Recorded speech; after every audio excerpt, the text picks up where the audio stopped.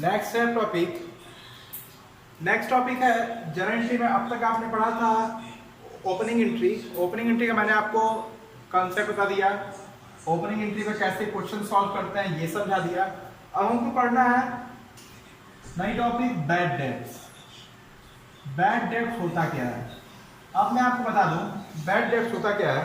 कभी कभी जो डेटर्स होता है ना, डेटर्स मतलब जो आपको पैसा देंगे, वो आपको पूरा अमाउंट का पैसा दे नहीं पाते हैं। जितने भी डेटर्स होते हैं वो आपको पैसा दे नहीं पाते हैं। तो जो डेटर्स होते हैं वो आपको जब पैसा दे नहीं पाते हैं तो आप क्या मान लेते हैं कि आपका पैसा डूब गया। जब आपका पैसा डूब जाता है हम उसी को इंग्लिश में बोलते हैं बैड डेट। मतलब किसी पार्टी से आपको पाना है 15,000, समझिएगा। किसी पार्टी से आपको पाना है 15,000, वो आपका डेटर है। मान लीजिए राम है, राम से पाना है आपको 15,000 रुपया।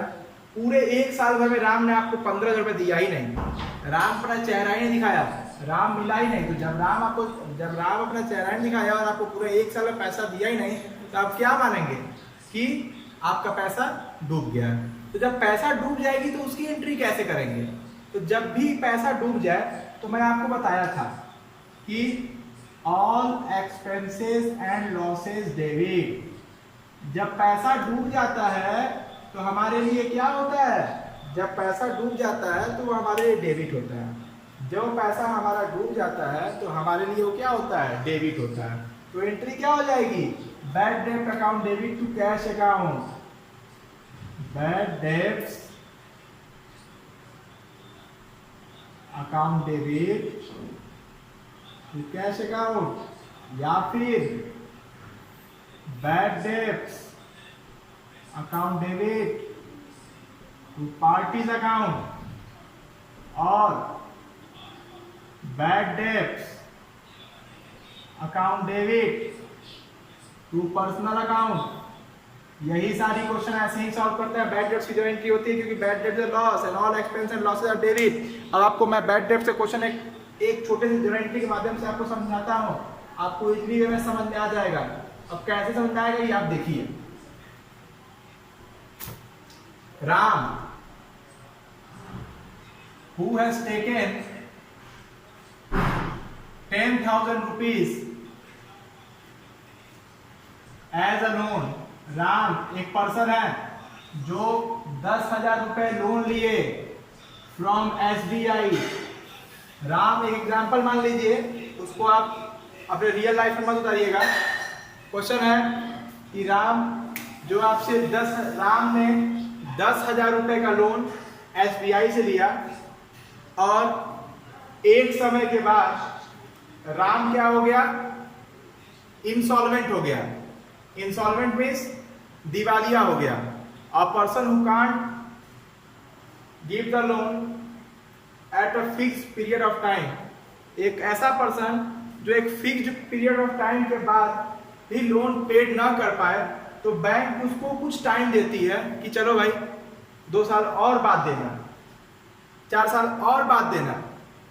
बैंक उसको 80C के तहत, इंडिया के जो इनकम टैक्स है उसके 80C के तहत एक और छूट देती है। चलो भाई तुमने 10,000 रुपया लोन लिया है ना, तुम मेरा 10,000 रुपया दे दो, मेरा ब्याज मत लौटाओ। बैंक ये भी राहत देती है। लेकिन कभी कभी बैंक ये देखती है कि अरे यार वो जो हमारा 10,000 रुपया दिया है अभी वो 10,000 रुपया दे ही नहीं पा रहा है, तो क्या ब्याज देगा। तो ऐसे केस में बैंक उस पर्सन को इंसॉल्वेंट घोषित कर देती है, दिवालिया घोषित कर देती है। जैसे कि आपने अभी हमारे इंडिया में ट्रेंडिंग में चल रहे हैं 2 लोग, नीरव मोदी और विजय माल्या। दोनों ने बैंक से लोन लिया, और दोनों बैंक से लोन लेके आउट ऑफ कंट्री है इस टाइम। तो बैंक उनसे क्या बोल रही है? बैंक उनको ये भी नहीं बोल रही है कि बैंक उनको सीधे ले जाकर जेल में डाल देगी। बैंक उनको सिंपल सी बात ये बोल रही है कि आपने मुझसे जितना रुपया लोन लिया है केवल उतना ही पैसा दे दीजिए, ब्याज मत दीजिए। तो ऐसे केस में बैंक एक और ऑप्शन देती है, ताकि उसका जो पैसा जो बैंक ने दिया है, जो पैसा बैंक लोन देती है वो बैंक के लिए कैपिटल होता है, और बैंक कभी नहीं चाहती कि उसका कैपिटल डिस्ट्रॉय हो। तो ऐसे केस में बैंक हर एक चीजें जब बैंक देखती है करके वो person he can't solve any type of transaction with the bank, तो ऐसे केस में बैंक उस पर्सन को दिवालिया घोषित कर देती है, इंसॉल्वेंट घोषित कर देती है। और जिस पर्सन को, कोई पर्सन एक बार अगर इंसॉल्वेंट घोषित हो जाए तो उसको पूरे भारत में जिस कंट्री में हो 12 साल तक कोई बैंक उसको लोन नहीं देगी।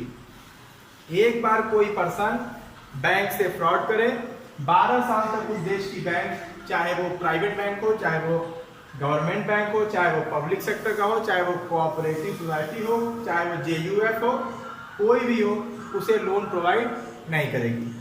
अब जर्नल एंट्री हम कैसे बनाएंगे? लिखा है राम जो है वो 10,000 रुपए का लोन लिया SBI से। In future he can't pay, in future he can't repay the loan, वह लोन रीपे नहीं कर पाया। Bank declared him insolvent, bank ने उसको इंसॉल्वेंट घोषित कर दिया, बैंक ने उसको दिवालिया घोषित कर दिया। चलिए, अब बैंक जब दिवालिया घोषित कर दिया तो मैं आपको बताया था कि अगर एक बार बैंक दिवालिया घोषित कर दिया तो सेक्शन 80C के तहत 12 साल तक कोई बैंक आपको 1 रुपए लोन, क्या आपकी 1 रुपए डिपॉजिट नहीं करेगा। इवन अब आपका अकाउंट भी नहीं खुलेगा उस देश में, सेविंग अकाउंट तक कोई बैंक नहीं खोलेगा, क्योंकि आपका जो पैन नंबर होता है, परमानेंट अकाउंट नंबर, उसी को बैंक अनरजिस्टर्ड कर देगा। वो आप कहीं भी शो नहीं कर सकते हैं, वो 12 साल तक डीएक्टिवेट रहेगा, वो एक्टिवेट नहीं रहेगा। क्योंकि अगर किसी पर्सन की सिविल जनरेट होती है, CBIL, customer business investigation level, हर एक पर्सन की सिविल होती है। अगर आपके खाते में 500 रुपया भी है ना, तो आपकी एक सिविल जनरेट होगी। और सिविल किससे जनरेट होती है? यदि आपको अच्छी सिविल करनी है तो आप बैंक से फाइनेंस कराइए, आप कोई भी चीजें फाइनेंस पे खरीदिए और फाइनेंस टाइम पेड करते जाइए, तो आपका बैंक में स्टेटस अच्छा हो जाता है। और बैंक आपको डिफरेंट टाइप के स्टार्स प्रोवाइड करती है कि 2 स्टार, 3 स्टार, 4 स्टार की आपकी जो रेटिंग है, आपके जो बैंक के लोन लिए हैं वो अच्छे से लिए हैं और टाइमली प्रिपेयर भी किया है। तो ऐसे लोगों को बैंक दोबारा बुला के बैंक लोन भी प्रोवाइड करती है, क्योंकि बैंक का असली बिजनेस लोन देना होता है। बैंक का रियल बिजनेस क्या होता है? लोन प्रोवाइड करना। बैंक के इनकम का मेन स्रोत लोन होता है, ना कि सेविंग होता है। ठीक है, तो राम है 10,000 रुपए लिया है लोन SBI से, इन फ्यूचर वो पैसा पेड नहीं कर पा रहा है, बैंक ने उसको इंसॉल्वेंट घोषित कर दिया। तो अंत दाव में कोर्ट में उसने कहा, कौन कहा? राम कहा। राम जाके कोर्ट में कहेगा आई एम इंसॉल्वेंट, मैं दिवालिया घोषित हो गया हूं, लेकिन मेरे पर लगाए हुए बैन को खत्म किया जाए। तो वो बोलेगा देखो भाई, मैं 10,000 तो दे नहीं पाऊंगा, लेकिन he told he would give 30 पैसे पर रुपी। उसने कहा ना कि मेरा जितना रुपया लोन है मैं 1 रुपए का 30 पैसा ही दे पाऊंगा। जैसे उसने कहा, जो राम दिवालिया घोषित हो गया है, वो बोला देखो भाई, मैं 10,000 रुपया नहीं दे पाऊंगा, मैं हर रुपए पर 30 पैसा दूंगा। मतलब 10,000 पे कितना? 10,000 इंटू 30/100, 1 रुपए में 100 पैसे। मतलब उसने कहा कि देखो भाई, मैं 10,000 रुपया नहीं दे पाऊंगा, मैं 10,000 के बदले में 3,000 रुपया ही पेड कर पाऊंगा। अब कोर्ट में उसने बात कही, कोर्ट ने उसने अपनी बात रखी। 80C के तहत ये भी कहा जाता है कि आप मिनिमम 30% भी बैंक को देकर अपने ऊपर बैन से बच सकते हैं, और बैंक आपको एक टाइम के बाद फिर से मौका देती है। तो एक पर्सन था वही राम, जो 10,000 का लोन लिया था। 10,000 का लोन लेने के बाद वो इन फ्यूचर में रिपे नहीं कर पाया। जब रिपे नहीं कर पाया, बैंक ने उसको इंसॉल्वेंट घोषित कर दिया। बैंक जब उसको इंसॉल्वेंट घोषित कर दिया तो उसके बाद वो अपने बचने के लिए बैंक से कहा देखो भाई, मैं हर 1 रुपए का 30 पैसा दे पाऊंगा, 1 रुपए का 1 रुपया नहीं दे पाऊंगा। मतलब 10,000 का 10,000 नहीं दे पाऊंगा, मैं हर 10,000 का 30% ही पैसा दे पाऊंगा। तो 10,000 का 30% कितना होता है? 3,000। उसने कहा कि मैं 3,000 रुपया दे पाऊंगा। तो SBI को कितना मिला? SBI को मिला 3,000। SBI का कितना रुपया डूबा? SBI का डूबा 7,000 रुपया। किसने डुबाया? रवि ने डुबाया। Entry clear? क्या था? एसबीआई को मिला 3000, एसबीआई का डूबा 7000, किसने डुबाया? रवि ने डुबाया। एंट्री क्या है? सिंपल सी, कैश अकाउंट डेबिट 3000, जो डूबा बैड डेट्स अकाउंट डेबिट 7000, और 2 कौन डुबाया? रवि 10,000।